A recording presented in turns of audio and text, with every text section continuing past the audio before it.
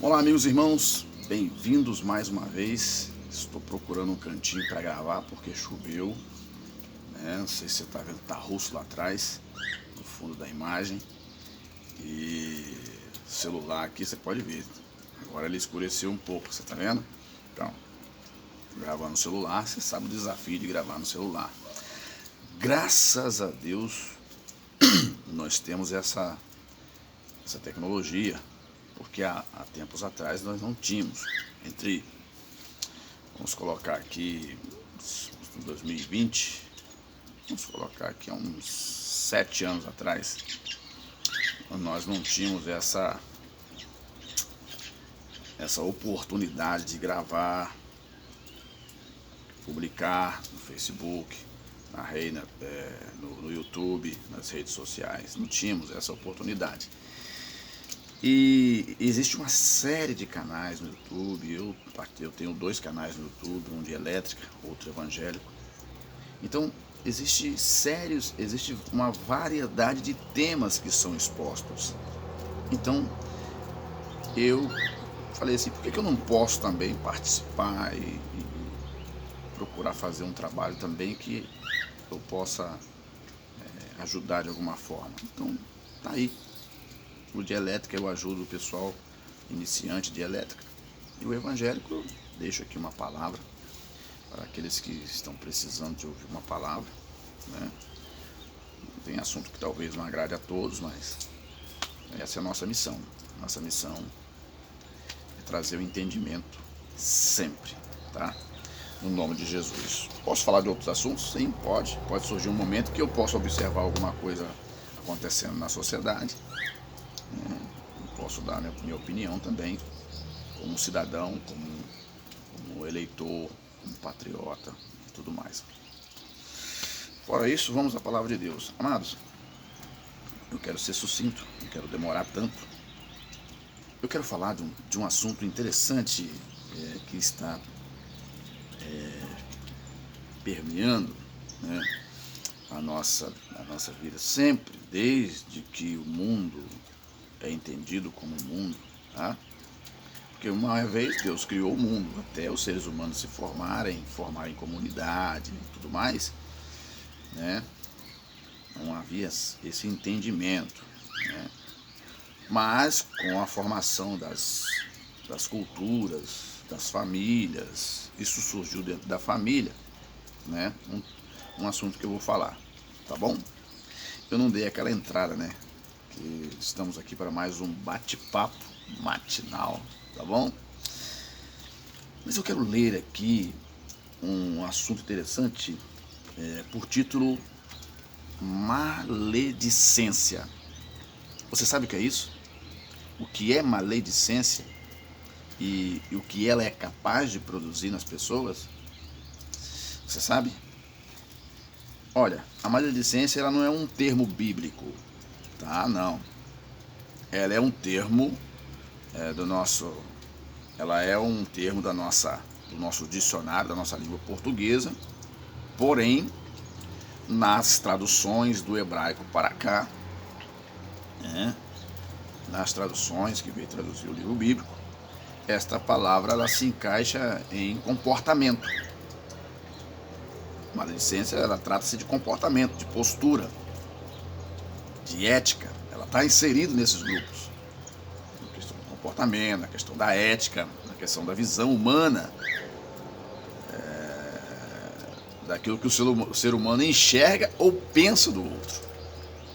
Pode surgir a maledicência, ela é o resultado da nossa observação sobre alguém. Você está entendendo? A maledicência ela pode ser produzida, né, ou refletida. Refletida como? Claro, alguém falou mal de alguém com você, você falou para outro, você já refletiu o que o outro falou do outro para outro. Você refletir. Ela é a produção daquilo que ela pode ser usada também para denegrir a imagem de alguém, em qualquer esfera. Isso acontece muito nas relações humanas. Então é um termo que está inserido no meio da sociedade e que, vezes por outra, aparece como protagonista de muitos problemas sociais e internos, familiares, igreja, corporações e tudo mais. Vamos falar um pouquinho da maledicência. O que ela significa? Primeiro, a maledicência, segundo o dicionário, é a qualidade de quem é maledicente. A maledicência é a qualidade de quem é maledicente ou maldizente. Segundo, o hábito de dizer mal uns dos outros. Difamação, detração, maldizer.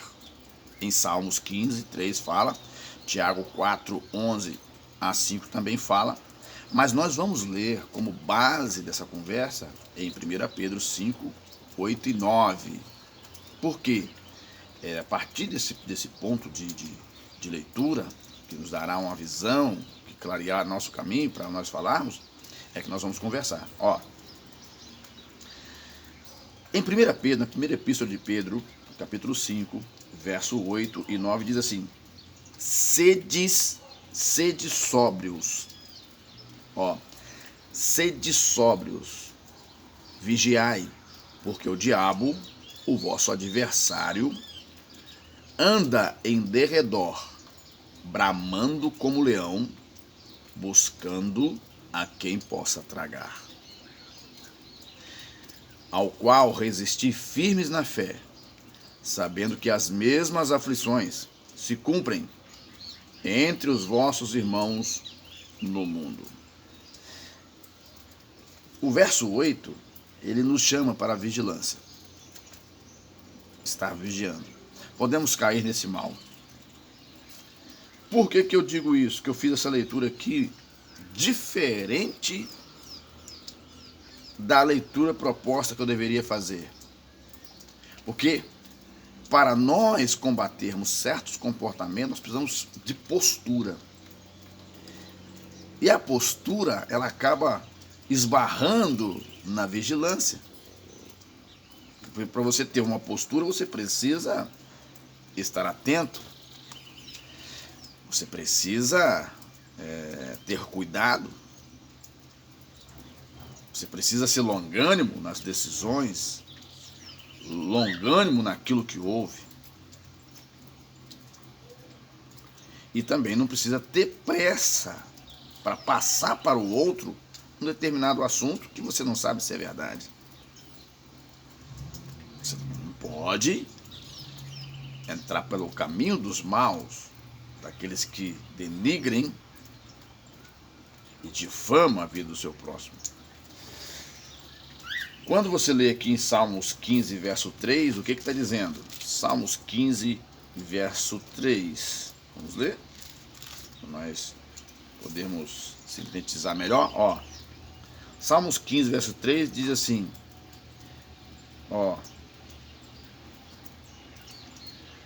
foi perguntado assim. Vou ler do versículo 1 para entendimento. O verdadeiro cidadão do céu é o contexto do Salmo 15. A pergunta é esta: Senhor, quem habitará no teu tabernáculo? Quem morará no teu santo monte? Minha esposa está saindo para a oração. A resposta veio: aquele que anda com sinceridade e pratica a justiça e fala verazmente segundo o seu coração.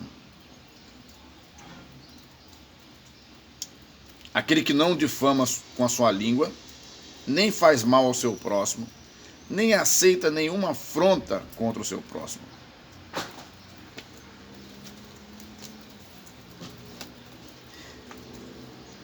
Quando o apóstolo Paulo estava falando aos irmãos de Filipenses, Colossenses, acho que mais é a carta de Colossenses, ele dizia aos irmãos: não mordais uns aos outros. Por causa disso. Não faleis mal uns dos outros, não difameis uns aos outros. Por quê? Isso é um hábito comum entre as pessoas, gastarem o seu tempo falando de alguém, comentando sobre a vida de alguém. há lugares que as pessoas ficam nas janelas observando o que se passa na rua para depois comentarem. Ficar na janela não é errado. Não. Errado é nós descermos palavras sobre alguém sem ao menos, pelo menos, ter certeza se é ou não.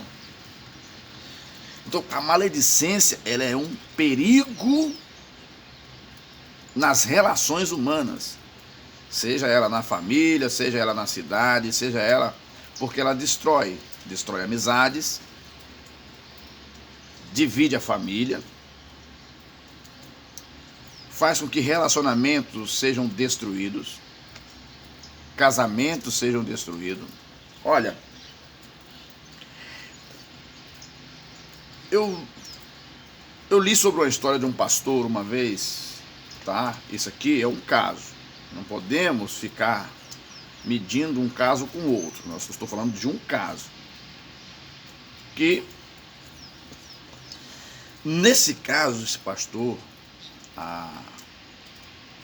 o que falaram dele, ele era um pastor bem sucedido, tinha um ministério e tudo mais.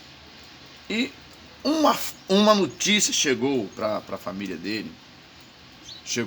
Olha, essa notícia chegou para a família, chegou para a igreja, de que ele tinha traído sua esposa.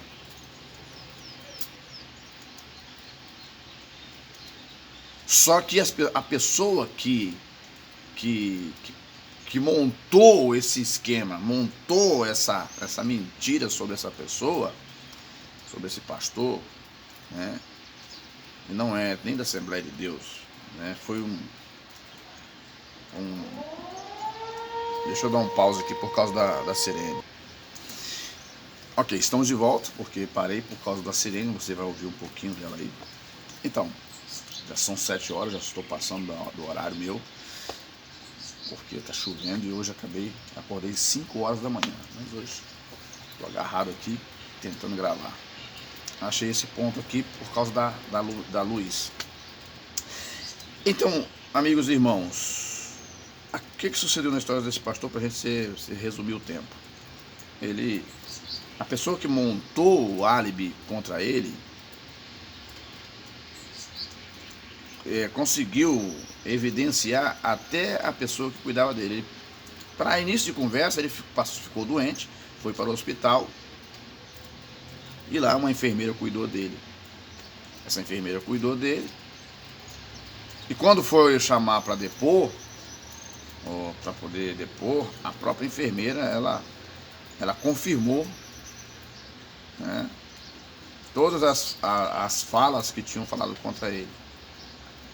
E ela falou, para poder fechar a situação, a enfermeira disse até uma cicatriz que ele tinha no seu corpo. Mas ela era enfermeira. Então, como que ela descobriu aquela cicatriz? Quando essa mulher falou, ela não disse em que ela trabalhava. Foi chamado para depor, como testemunha de acusação, pelo que foi montado. A pessoa falou, não, sim, nós tivemos envolvimento, sim, e ele tem a cicatriz assim, assim, assim, sabe? Então, quando alguém quer montar um álibi sobre alguém, montar um álibi sobre alguém, ela precisa de se dedicar a isso. A pessoa preparou tudo, até a enfermeira que cuidava do homem entrou no esquema. Confirmado tudo, o pastor perdeu o seu ministério, a igreja onde ele presidia, perdeu a família. E aquilo ficou por mais de 15 anos, aquela mentira. E você sabe, quando chega o tempo, as mentes a consciência das pessoas vão batendo, a pessoa se arrepende daquilo que fez. Essa mulher se arrependeu daquilo que fez. Falou, eu não tive caso com fulano. Ah, mas não, como é que pode? Não tive caso. E o pastor, ele não foi acolhido naquela época, porque as provas eram muito fortes. Ele não foi acolhido, a família o deixou, A igreja retirou ele do hall de membros, ele deixou de ser pastor, ficou doente por muitos anos. Sozinho, desolado, sem assistência. E aquela mulher resolve contar a história verdadeira. Fala, olha, eu não saí com o seu marido. Eu não saí com fulano. Foi na igreja onde ele era pastor, eu não saí com fulano.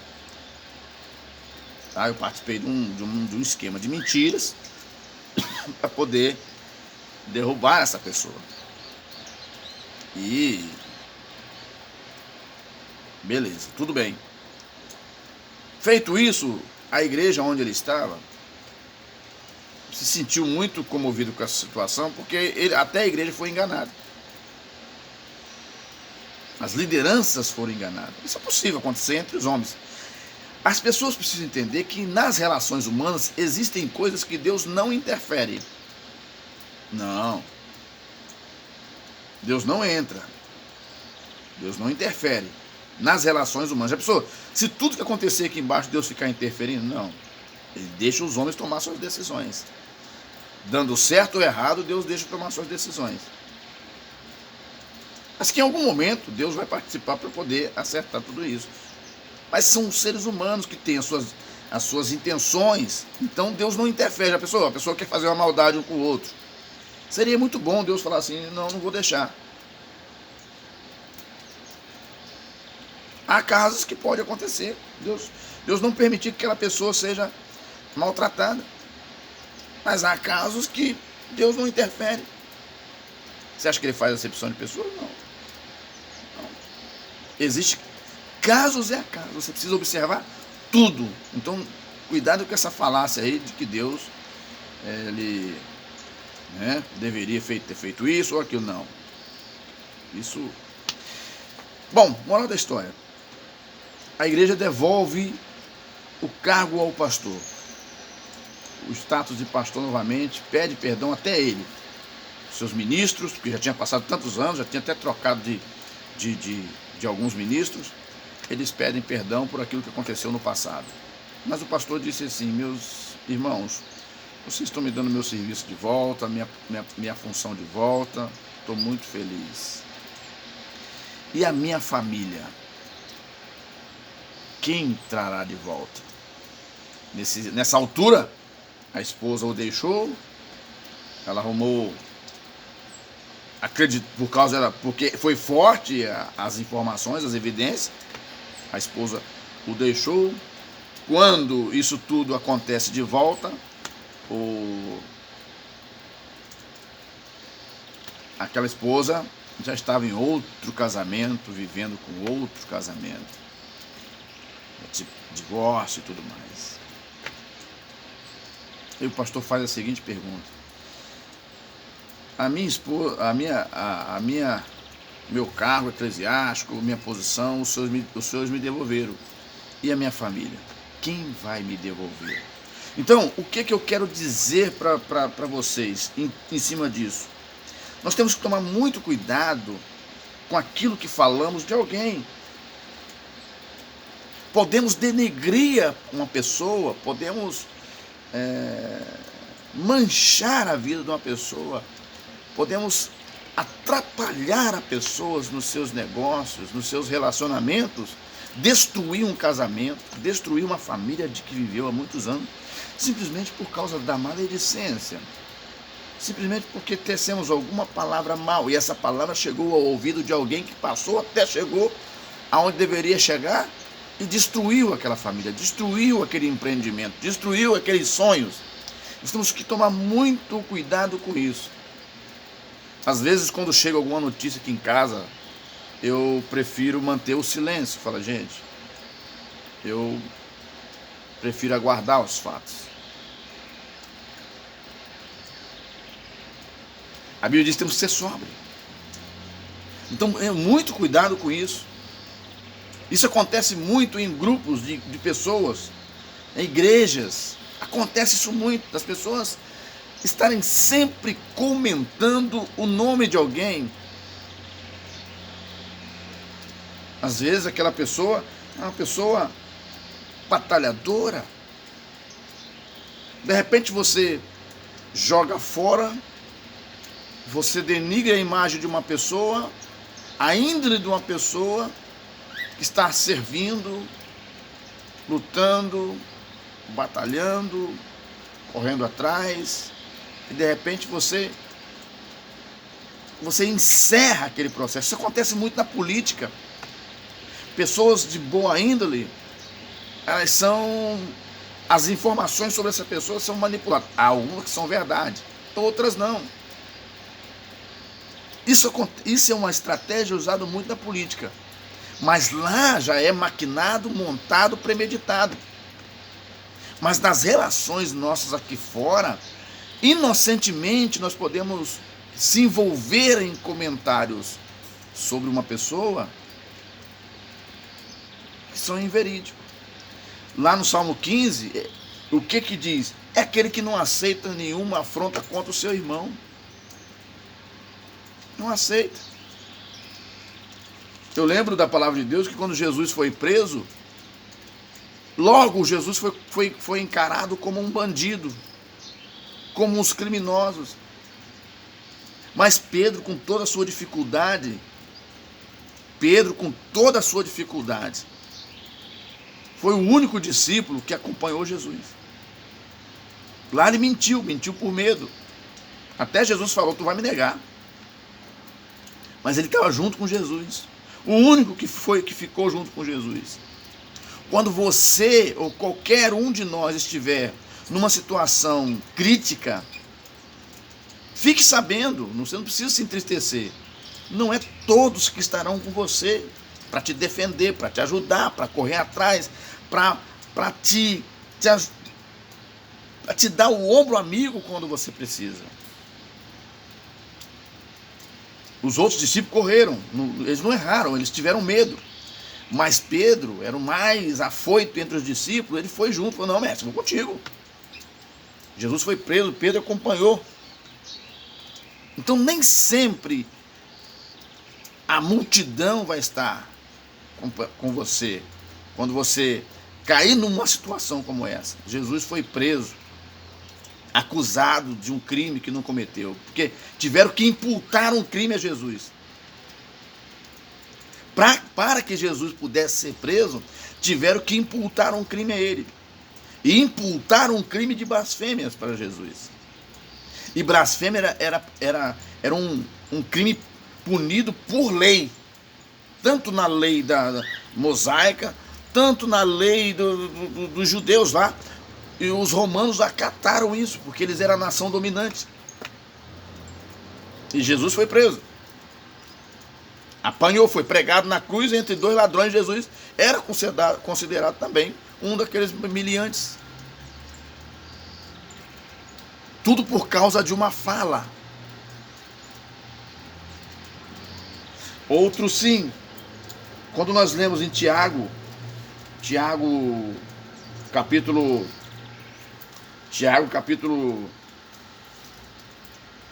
4, 11 a 15. O que está escrito? Vou ler para você, para nós terminar, o vídeo já está grande. Ó, irmãos, não faleis mal uns dos outros. Quem fala mal de um irmão ou julga o seu irmão, fala mal da lei e julga a lei. Essa pessoa passa a ser juiz. E se tu julgas a lei, já não és observador da lei, mas juiz. Há um só legislador e juiz que pode salvar e destruir. Tu, porém, quem és que julgas o outro? Não é verdade? Então,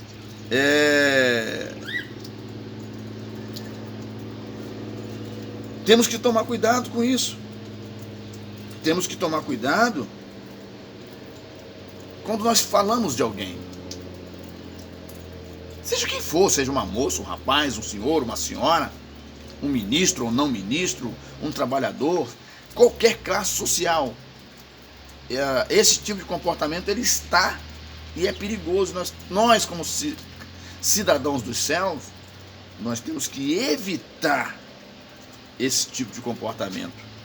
Porque trará mal às pessoas, destruirá casamentos, destruirá famílias, destruirá as boas relações entre as pessoas. A maledicência é tão perigosa que se uma pessoa, isso já havia acontecer muito no trabalho. Eu já trabalhei, para você ter ideia, a minha carteira foi assinada quando eu tinha 14 anos de idade e eu já vi muita coisa dentro de empresa. Por causa de ver essas coisas, essas maldades dentro das empresas, eu perdi a vontade de trabalhar de empregado. Porque a pessoa, às vezes a pessoa é uma pessoa trabalhadora, batalhadora, dá o seu sangue, a pessoa faz de tudo. E talvez alguém leve o nome daquela pessoa para ser promovido a pelo menos um cargo para o saláriozinho, para o salário da pessoa melhorar um pouquinho, como eu já vi com os meus olhos, já vi situações, já participei de situações assim, em que todos aprovaram a situação de um rapaz. Eu fiquei muito triste com aquilo. Todos aprovaram aquele rapaz. Todos daquele setor ali aprovaram. Ele é um rapaz bom, é um rapaz trabalhador, ele pega, ele faz, ele... Mas apenas uma pessoa disse. Porque ela era a pessoa que intermediava entre o supervisor e o diretor. Uma pessoa não aceitou. E aquele rapaz não foi promovido. Ele era auxiliar. O auxiliar faz tudo, serviços gerais. E como ele era uma pessoa muito, muito dedicada, trabalhador, eles iam passar ele para um outro cargo. Todos aprovaram, menos uma pessoa.